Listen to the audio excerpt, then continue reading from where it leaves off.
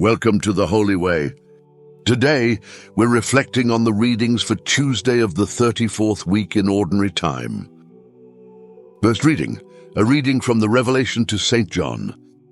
In my vision I, John, saw a white cloud, and sitting on it, one like a son of man with a gold crown on his head and a sharp sickle in his hand. Then another angel came out of the sanctuary and shouted aloud to the one sitting on the cloud, "Put your sickle in and reap.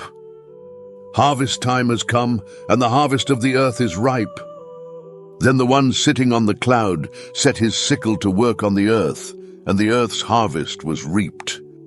Another angel, who also carried a sharp sickle, came out of the temple in heaven, and the angel in charge of the fire left the altar and shouted aloud to the one with the sharp sickle, "Put your sickle in and cut all the bunches off the vine of the earth.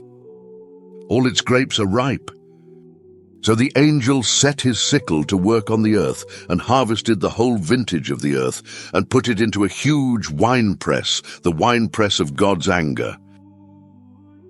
The word of the Lord.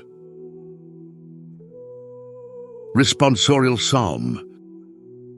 The Lord comes to rule the earth. Proclaim to the nations, God is King. The world he made firm in its place. He will judge the peoples in fairness. The Lord comes to rule the earth. Let the heavens rejoice and earth be glad. Let the sea and all within it thunder praise.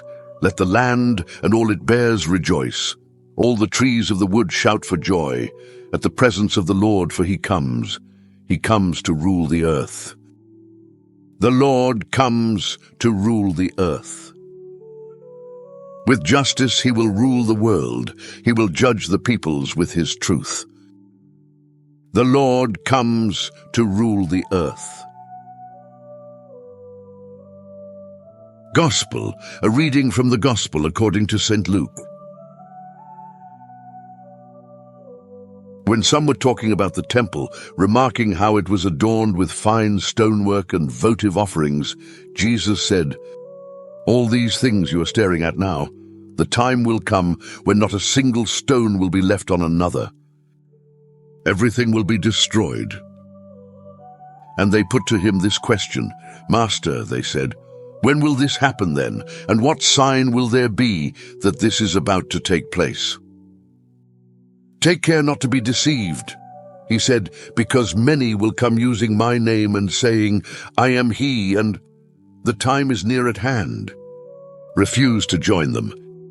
And when you hear of wars and revolutions, do not be frightened, for this is something that must happen, but the end is not so soon."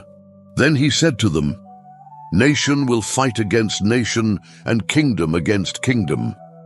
There will be great earthquakes and plagues and famines here and there. There will be fearful sights and great signs from heaven." The Gospel of the Lord.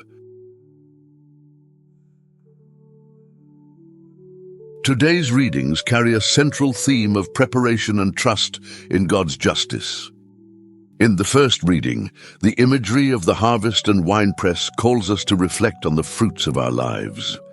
Are we bearing fruits of righteousness that will endure the test of judgment?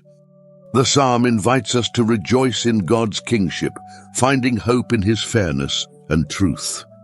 In the Gospel, Jesus warns against fear and deception in the face of upheaval. This serves as a reminder that while challenges and trials may arise, our faith must remain rooted in the eternal promise of Christ.